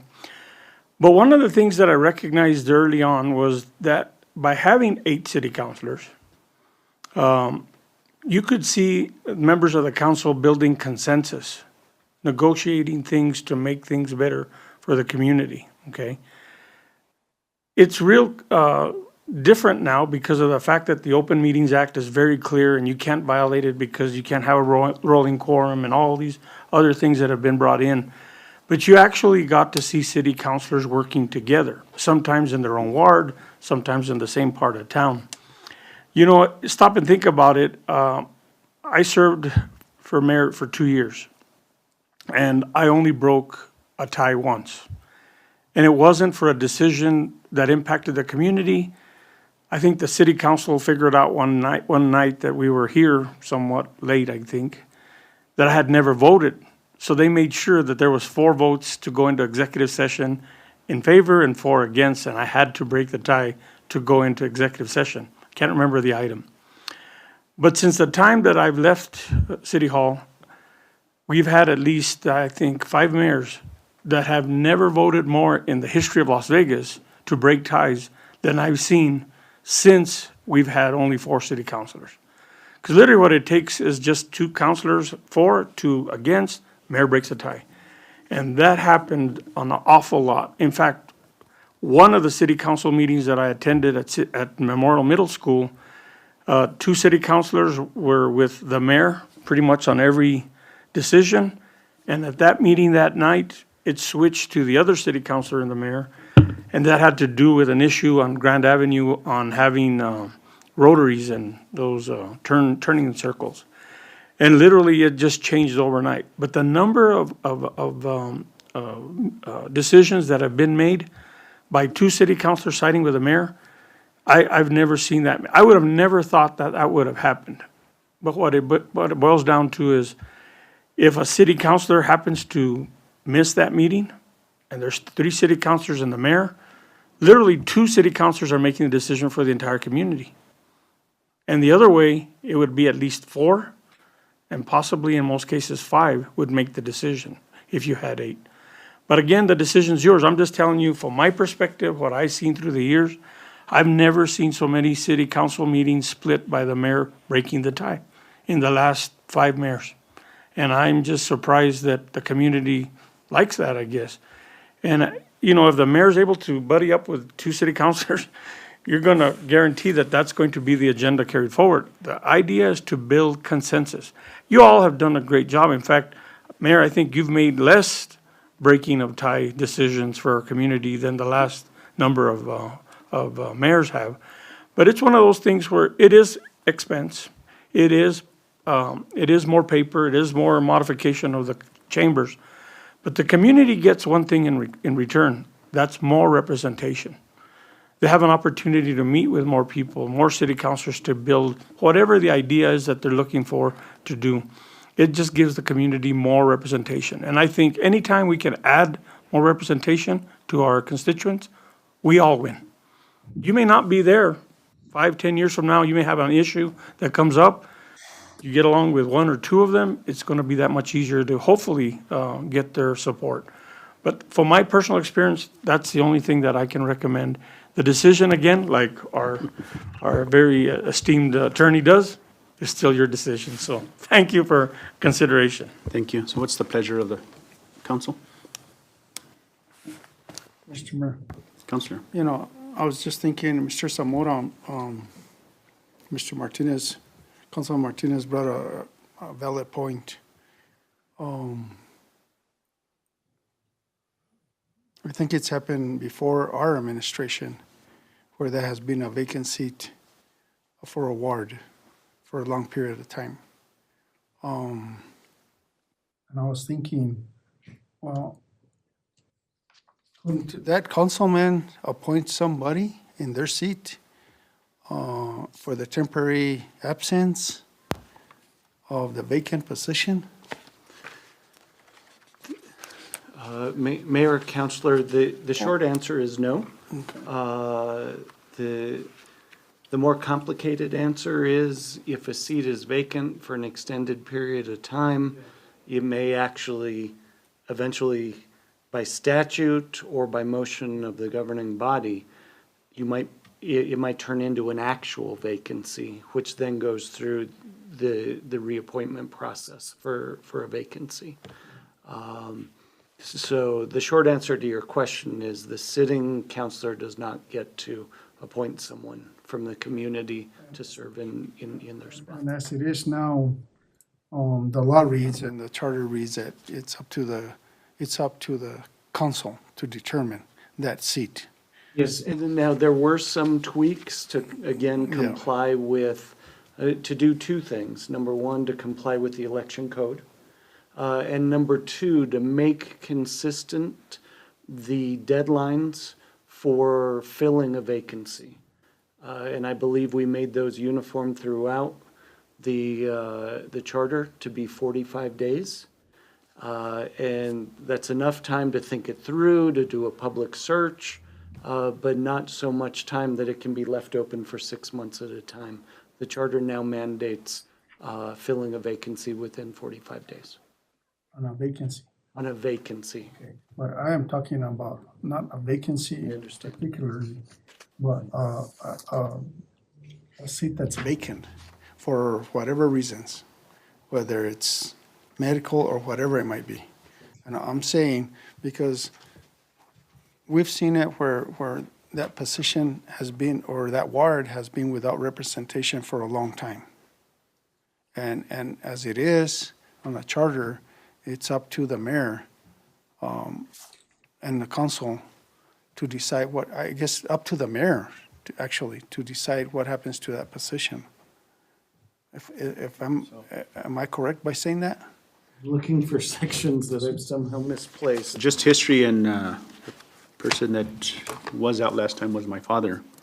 But I will say, it basically falls into the portion of excused versus unexcused. Right. A medical can be considered, when you're out on medical, can be considered excused.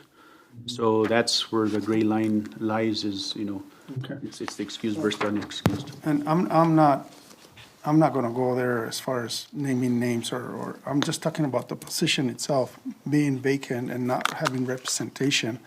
I mean, is there anything that we can do as a governing body to not have that in the future, for instance? And still that individual come back whenever they're gonna come back or do whatever. I mean, take as long as they need or whatever. But I'm saying the people are not getting the representation from that ward during all that time period. So all I'm saying is there anything in our control that we can do to fill that position? And of course, it would have to be something that everybody agrees on in that. But is there anything that we can do instead of just having it vacant for that period of time? Or temporary vacant, should I say? Mayor, Counselor, the short answer is no. That if it's an excused absence, then that seat just remains unfilled. Two people can't hold the same office at the same time. So at some point in time, and there's not a lot of change to this language in there, it talks, there's no change to 2.05A that says the office of a counselor shall become vacant on the counselor's death, resignation, removal from office, forfeiture of office, termination of residence in the district from which elected, or any other reason is authorized by the charter. And so it's filled until such time as that person says, you know what, this medical issue is so complicated that I'm gonna have to just resign. Or until there is a way, I'd have to go do the research, there is a way for the governing body to engage in a removal process. Those are your alternatives, but two people can't occupy the seat. So just, I mean, I guess just because I've experienced it, right, with my Sure. father, and basically that process is basically the governing body agreeing that, okay, maybe it's not medical, but going to district court and doing that portion of it. It's a filing within district court for removal of an officer. And then you prove, well, they've chosen not to attend for 6 months, and, you know, we see them every other day of the week in town, but not on this day. So on item number 2, Mr., and thank you, because I just didn't want to miss an opportunity of doing something that we can, that's under our control. On item number 2, so that language there, approval to go from 4 council members to 8 council members, Yes. I guess it's just into consideration or considering that it's up to the public at the end of the day. That's correct. If the public votes for this, it becomes 8. Okay. If the public doesn't, it remains 4. So that's the only way it can be worded, pretty much. Okay, thank you. And that's also why it's a separate question. In case there's a vote of no, it doesn't take everything else down with it. And it has been voted no before. Yeah. So with that, what's the will of the governing body on that item 2? Mr. Mayor, Councilman Montoya. I move that we approve for the referendum to go from 4 council members to 8 council members. A motion by Councilman Montoya. That does not mean that I agree with the motion. It's just I'm letting the public make that decision. Agreed. All right. Second by Councilman Martinez. Roll call. Counselor Olivari? No. Counselor Montoya? Yes. Counselor Casey? Yes. Counselor Martinez? I have a motion by Counselor Montoya, a second by Counselor Martinez. Thank you, Mr. Mayor. Motion carries. Sometimes I wish I did get a tie. Just kidding. Next item. The third ballot question, recommendation, approval to adjust the compensation for mayor and council. Gina? Mayor, if I may introduce it. The commission considered several options, all of which are listed here, but recommended the following, and this is what appears at the top of the page. Annual compensation for the mayor, removing the language of $10,000 for mayor and council. It now reads, annual compensation for the mayor shall be in an amount equal to 80% of the maximum amount authorized by the legislature to be paid to county commissioners in Class B high valuation counties, which San Miguel is a Class B high valuation county, as provided in Section 4-4.41A of New Mexico statutes, and as may be thereafter from time, may be amended thereafter from time to time, and counselors in an amount equal to 60% of said amount paid to county commissioners. The rest of the language remains the same. The explanation for this is this.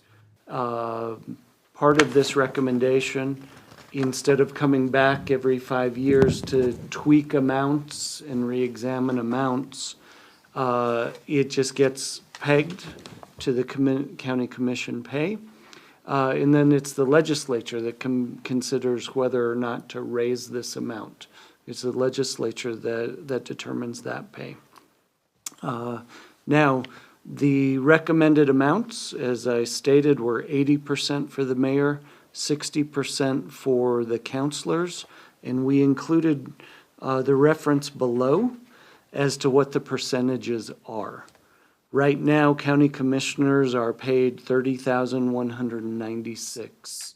The recommendation would be for mayor to, right now, as it's currently written, receive $24,156.80 and councilors $18,117.60. We did include the percentages from 100 down to 50% so that the council could consider other percentages.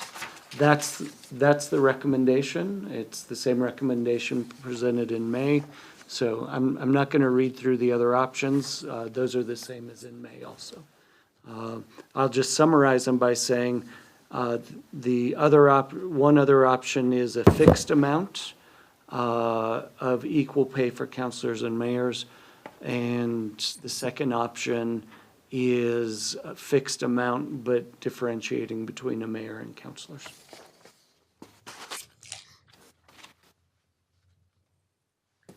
Mr. Mayor. Councilor Casey.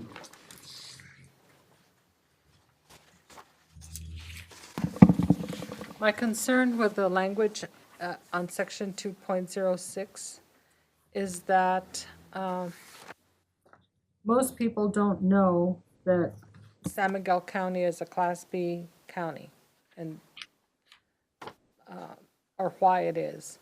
And the other thing is that I've asked people just in general conversation, because, you know, they were wondering what was happening with the compensation for elected officials. And I said, well, how would you feel if the councilors and the mayor got a portion of what the current county commissioners get?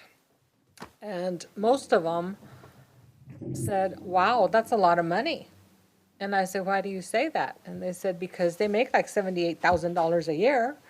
And I said, no, they don't. And so a lot of people have a misconception as to how much the county commission is getting and what the amounts would be, and, you know, a portion of that, a percentage coming to the council members. So that's my only concern, is if we can't make a decision on what the percentage is going to be here today, I don't even think people will pass anything for this, and we'll stay at the 10,000. So, which was a concern for the Charter Commission, especially for the younger members who would possibly want to run for office, but they can't afford to do it because the compensation is so low. So those are some of the things that I'm concerned about, and I don't know how we fix that, but we need to do something if we want to change the compensation section. Thank you, Mr. Mayor. So, do you know, and I don't know if you would know this question, or maybe Cassandra, on the question itself, I mean, of course you have this year, but can you put like some of the detail that maybe Councilor Casey's asking within that question when you put it on the ballot? That's something I will examine. I would tend to say it's unlikely to put within the resolution, the descriptions. But there are a lot of resources. The commission talked about this and about the public education process, editorials, maybe ads in the Optic or other other periodicals, to explain what these things mean. As Councilor Casey was speaking, I sort of thought about that technique we used in high school where you draw a line down the middle of the page and you put positives on one side and negatives on the other. The positives of this language is that you fix it once and it fixes it forever. The negatives is people don't know how you're fixing it, right? They don't know what those amounts are. So that would be part of the public outreach clearly, it's part of the public outreach and education process on the charter between now and November. And then I would examine how you created this summary and the description. I also know that League of Women Voters tend to do condensed descriptions and send information out. So it'd be also community outreach to the different entities that educate the voters. But the downside of this option is it doesn't have a number specific. And that's, quite honestly, why I put the reference material down below, because the council wouldn't have known what these numbers were. And off the top of my head, I wouldn't have been able to tell you what they exactly are. So, certainly understand and respect that we wish more information could be in the language itself, but that, I think the only way, I'm brainstorming on the fly, you could put the language that says currently 24,156.80 after the 80% of blah, blah, blah, and then they'll know it when the charter's passed. And maybe that's more educational during the vote itself. I think you can put the language currently this. And then that allows for it to grow over time if the legislature changes the numbers. That's the best I can. Mr. Mayor? On this point, if I could, Mr. Mayor, members of the council, just thinking, I think out loud, but as whatever determinations the council makes on the overall direction that you go, I think a thought might be utilizing the charter commission that you guys employed to clearly articulate as much as possible with clarity the choices and the breakdown of the choices that you've made and the options that you're providing to voters.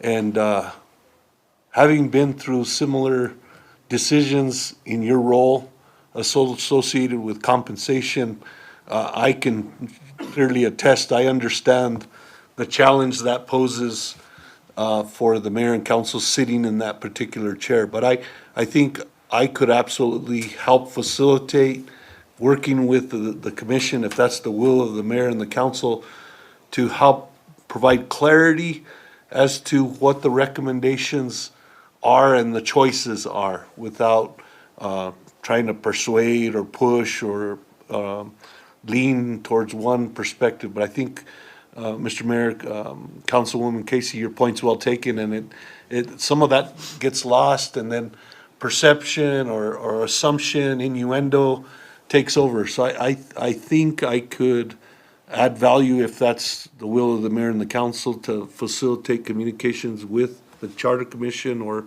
whomever to assure we do a full court press to the public on information and clarity on the decisions that they would have to make as the electorate. So that, I just put that out there as food for thought. Councilman Montoya. So, Mr. City Attorney, option number one is Section 206 compensation? Correct. That's Because I didn't see it say option number one. option. I didn't see it option number one there. I saw just option number one on the bottom and then option number two on the other side. In hindsight, when I prepared this back in May, where it says option one, I should have said alternative one and alternative two, but the recommendation is the top paragraph under section 2.06. Okay, so there's only two options then. There's three, Three, so- there's three options. There's the recommendation, then the option one, then option two. Okay. Well, how many times has this item been on the agenda or the referendum, Madam Clerk? This was on our last election, so it went to the voters and they voted it down. And that was for how much? I believe it was to go with what the county is making. Okay. And Mr. City Attorney, so state statute reads that the legislature sets the salaries for elected officials, but it doesn't set it for municipal officials. But the law reads that the municipalities can piggyback or follow the county's salaries. And that's what we did 20 years ago. And we jumped from 10 to 15, and then some people wanted 20, 1999. I didn't want that, but some people did, and they got it. So we were following the law, and we were following the county and the legislature and state law, state statute. And this is where we resulted. This is the end result of it, back to 10,000. I mean, so, I don't know the commission, how they feel that the mayor deserves a lot more than council, but that's neither here or there. We're all elected officials, especially when the mayor don't get to vote. Huh? But anyway, this item is a kind of a touchy thing for our citizens, and it has a lot to do with us being transparent throughout the whole term. And I think we have been, and I think we could do a better job of it, of course. But, I like to choose my battles. And I think this battle is one that I don't want to choose by choice. I would, again, I would not go with your alternative. I would not go with your option two. If anything that has a chance at it would be alternative number or option number one. 15,000 straight across for anybody, a mayor and council.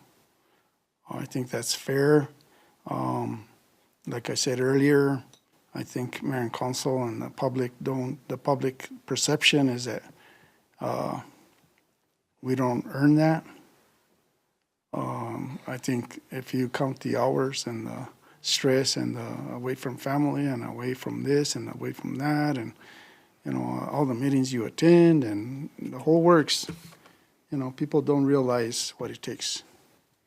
For $10,000 a year, it's like,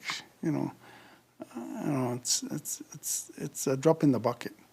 Now, I don't know the comparison to municipalities our size, and that's probably why those options are there, because you compare them to that. But we live in the norte, and the norte is you work and for free, So I'm with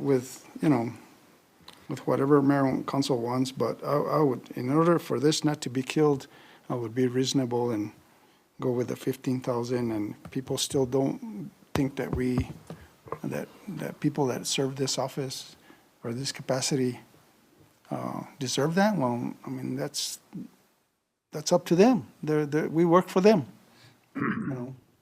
And like I told the commission when I went before the commission, and the first time around, I didn't even know the counselors got paid, you know, and that question was asked to me by the optic on one of the forums. And I said, well, I didn't know that, but now I do. But even at that, the first year I served, and that was 20 years ago, I did the calculations and I was on the red.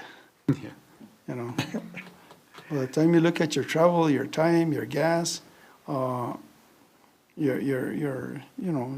clothing and, you know, food and all that stuff. I mean, the city does cover some of that expense, but, you know, you don't win by doing this. If your heart's not in it and you're not a public servant, I mean, this is the wrong place to be at. That's all I gotta say. Thank you, Mr. Mayor. Mayor. Councilman Martinez. I do want to point out that, you know, the general public in our community doesn't have any, they don't know the numbers that are out there. They don't know that, you know, the county gets paid the 30,000. And when they start thinking about that 30,000, they probably think, well, we're not getting our value out of it. Regardless, that's what's put out there by the state, and those salaries are set. If we don't have as many or more meetings than them, it's not a comparison between the two. It's naturally, we do a lot of work here, and not only does the council do a lot of work, but they're involved in committees and all the other factors that provide all of this information. But what I'm getting at is, at the end of the day, if we couldn't sell option 1, 2, or even the recommendation, we're not gonna get nowhere. I think we need to start with at least the recommendation personally. If it sells, if we can find a way, just like city manager mentioned, you know, we gotta get out there and explain to the general public that something that's never been explained before. They don't probably even realize that the county gets paid 30,000. And they just think that, that we're all in the same boat, that we're all getting paid 30,000. But there's a big difference between the two, you know, city, and we've got to get out there and sell it. I mean, we as councilmen have to try to sell it. You know, I've got to try to do my part in it. You know, the committee will provide their assistance, and of course, you know, city manager will try to sell it. I strongly feel, and it's not about, you know, we got paid a lot less at school. You know, a lot less. You know what that's all about, you know, as an attorney.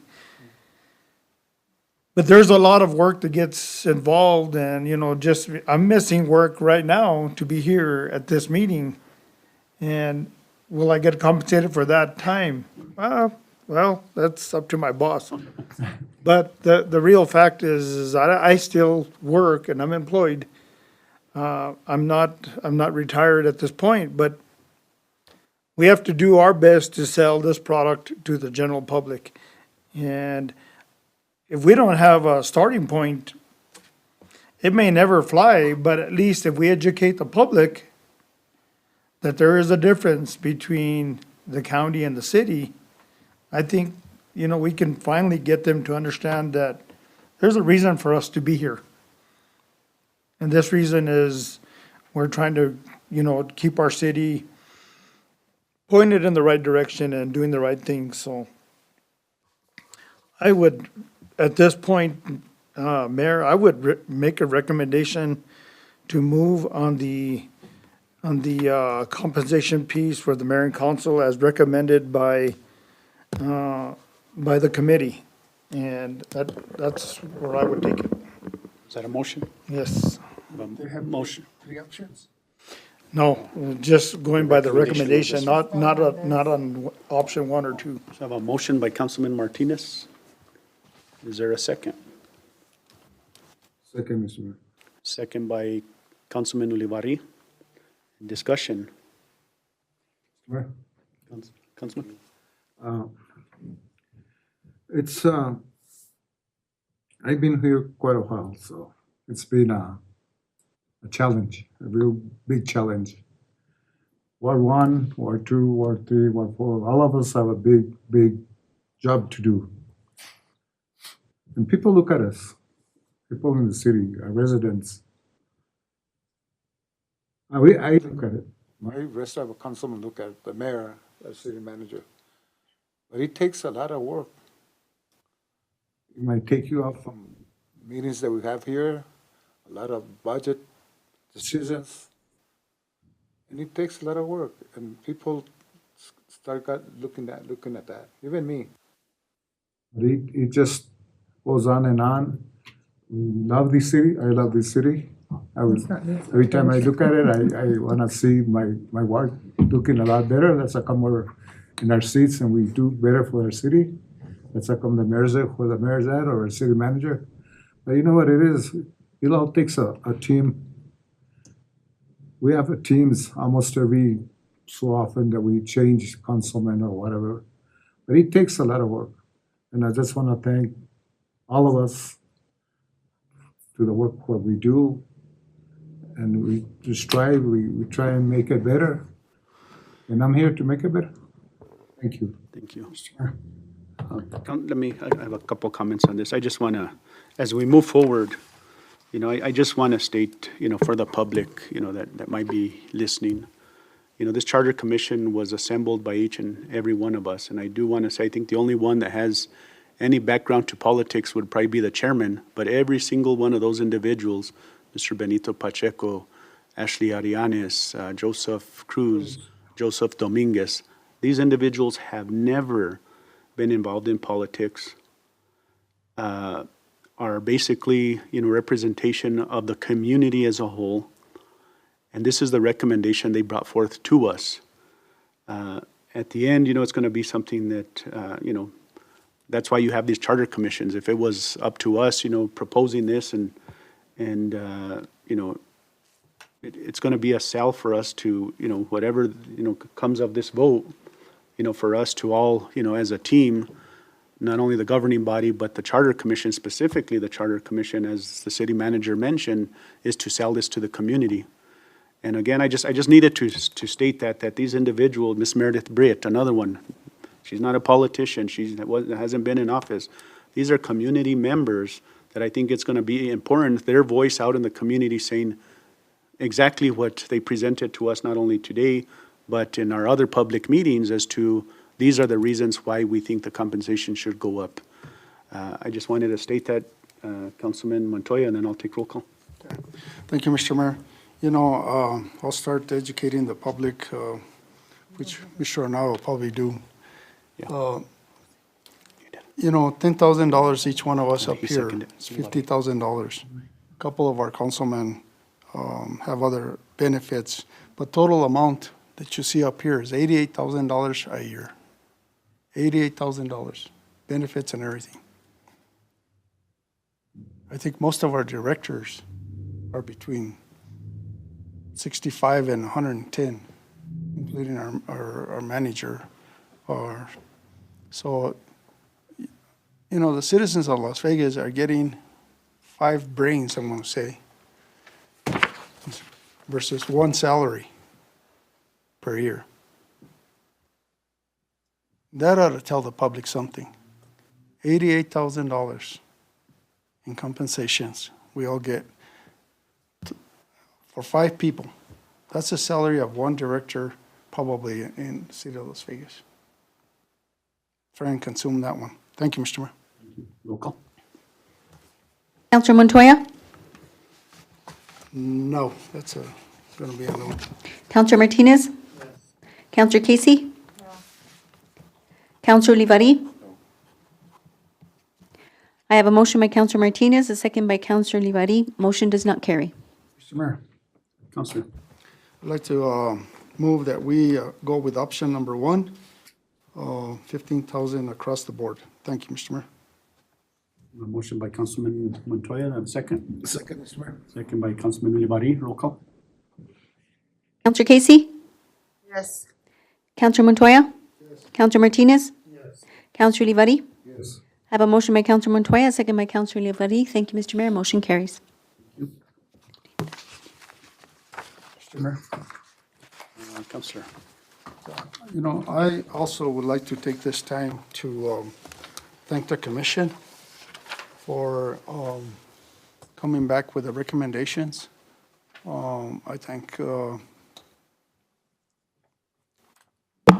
commission for including and giving the public an opportunity to speak, and giving the city manager as well as council and mayor an opportunity to speak and hear us out as to our experience, our knowledge, and so forth. It's like the mayor said on that one, you know, it wasn't political. I think the only political person was our former mayor there, Mr. Matt Martinez. And with a lot of knowledge and a lot of experience. The less mistakes this city does, the better off we are. I mean, I think we have a charter here and the options that we're obligated to bring to the public. And I think these are the right things to do. Now it's on the hands of the public, and let them decide what kind of a city government they want us to run.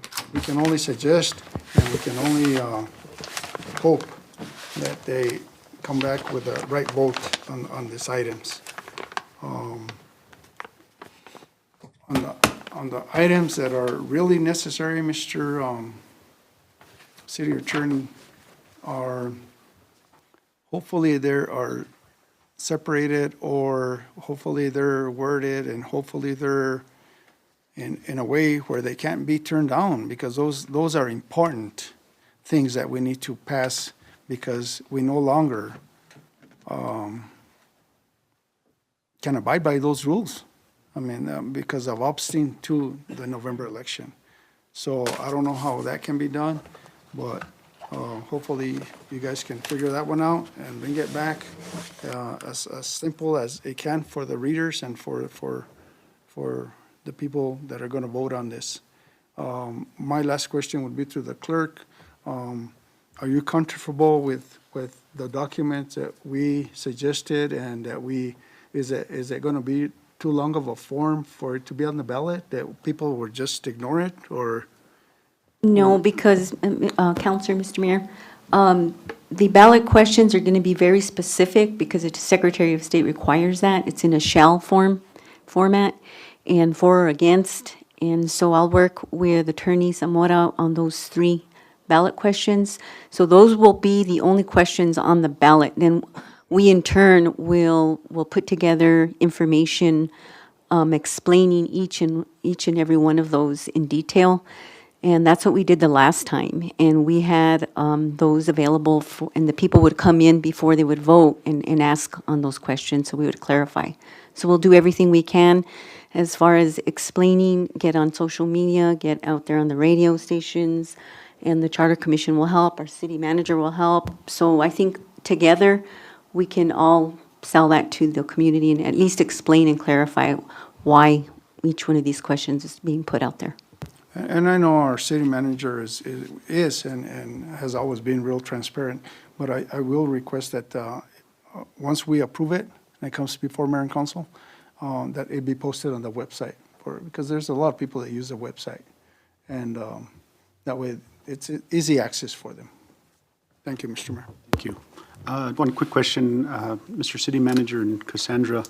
Mr. City Manager, at the next, maybe the second meeting, I know we already worked on the agenda for next week, but maybe like a proposed budget on, for advertisements, whatever it may be, optic, that we could just, specifically put out information on this.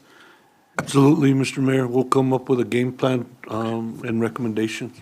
Okay, and then Cassandra, or maybe working with counselors here, and we could maybe set up ward meetings, public information meetings, same thing. I mean, we'll work with the Charter Commission and try to do that. So I don't know if maybe we could work those with counselors on times. Certainly.